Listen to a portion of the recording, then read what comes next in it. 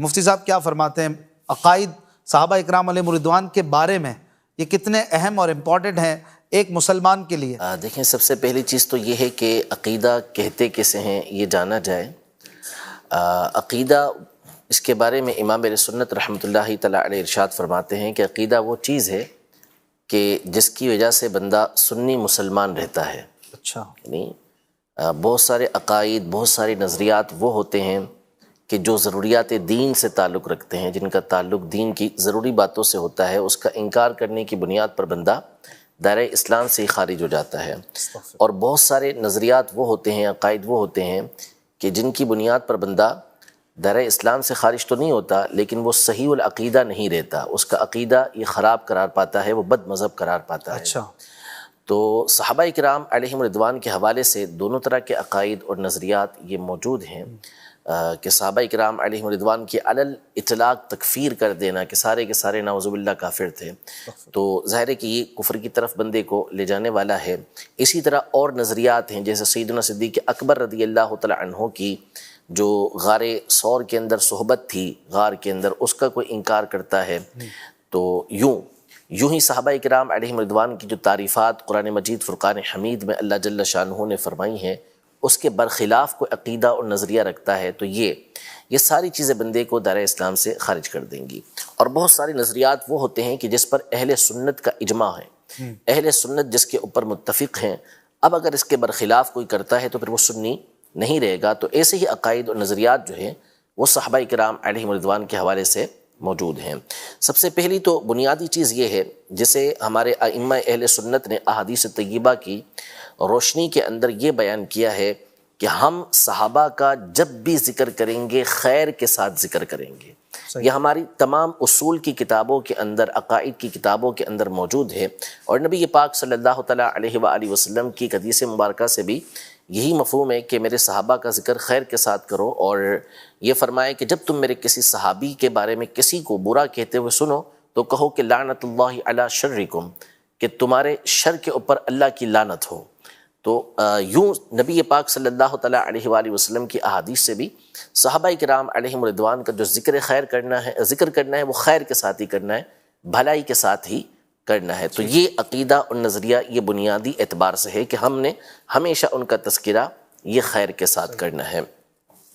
پھر اس کے علاوہ صحابہ کرام علیہم رضوان کے حوالے سے اور بہت سارے نظریات اور عقائد ہیں، پرسنل اعتبار سے بھی ہیں، کسی ایک فرد کے اعتبار سے بھی ہیں، اور پورے صحابہ کرام علیہم رضوان کے حوالے سے بھی ہیں۔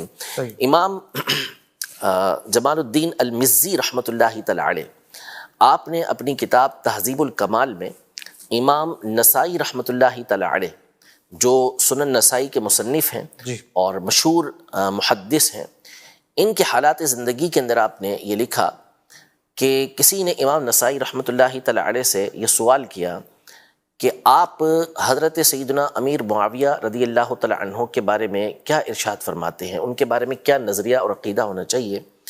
تو آپ نے بڑی خوبصورت بات ارشاد فرمائی۔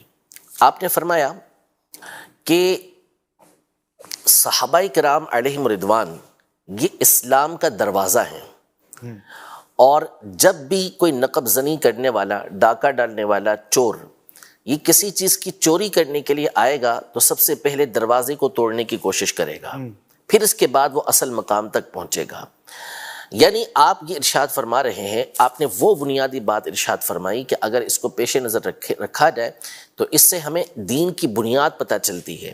یعنی ہمارے سامنے قرآن مجید فرقان حمید موجود ہے جو تواتر کے ساتھ ہم تک پہنچا۔ نبی پاک صلی اللہ تعالیٰ علیہ وآلہ وسلم پر جبریل امین اللہ کا یہ پیغام لاتے رہے، نبی پاک صلی اللہ علیہ وسلم نے یہ صحابہ تک پہنچایا۔ اب صحابہ کرام علیہم رضوان کی جماعت نے، تمام صحابہ کرام علیہم رضوان نے اس کو آگے تابعین تک پہنچایا، تابعین نے اس کو تبع تابعین تک پہنچایا، تبع تابعین نے اس کو آگے اپنے شاگردوں تک پہنچایا، یوں سلسلہ چلتا چلتا ہم تک پہنچائے اور یہ قیامت تک چلے گا۔ تو اب اگر کوئی شخص براہ راست قرآن کا انکار کرنا چاہے تو کیا وہ قرآن کا انکار کر سکتا ہے؟ نہیں کر سکتا، کیونکہ اہل ایمان کے دل کے اندر یہ بات راسخ ہے کہ قرآن یہ اللہ پاک کا کلام ہے، ٹھیک ہے۔ اسی طرح نبی پاک صلی اللہ تعالیٰ علیہ وآلہ وسلم کی احادیث طیبہ، آپ کا لایا ہوا دین، جو باتیں نبی پاک صلی اللہ علیہ وسلم نے ارشاد فرمائی وہ ہم تک پہنچانے والے کون؟ صحابہ کرام علیہم رضوان. یعنی انہوں نے ہی نبی پاک صلی اللہ تعالیٰ علیہ وآلہ وسلم کی مکمل زندگی ہم تک پہنچائی ہے. اب اگر کوئی شخص براہ راست نبی پاک صلی اللہ تعالیٰ علیہ وآلہ وسلم کی تعلیمات کا انکار کرنا چاہے تو نہیں کر سکتا. کہ لوگ واضح طور پر اسے کہیں گے کہ یہ زندیق ہے، ٹھیک ہے، یہ بددین ہے، اس کا کوئی دین نہیں ہے اور یہ اہل ایمان میں سے نہیں ہے، یہ واضح طور پر کہیں گے. تو اب ان چیزوں کا براہ راست انکار نہیں کیا جا سکتا. تو اس کا ایک راستہ یہ نکالا گیا کہ آپ صحابہ کرام علیہم رضوان کے اوپر طعن و تشنیع شروع کر دیں، آپ حملہ کرنا شروع کر دیں.